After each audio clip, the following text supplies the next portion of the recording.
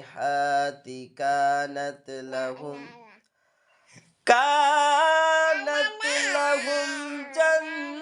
جنات الفردوس نزلا إن الذين آمنوا নিশ্চয়ই যারা ঈমান এনেছে وعملوا الصالحات এবং নেক আমল করেছে কানাত লাহুম জান্নাতুল ফিরদাউস নুজুলা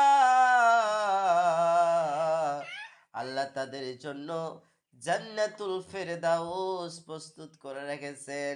আল্লাহ রাসূল বলছেন তোমরা যখন জান্নাত চাইবে তখন জান্নাতুল ফেরদাউস চাইও, কারণ জান্নাতুল ফেরদাউস দিয়ে নদ নদী প্রবাহিত হবে। আল্লাহু আকবার।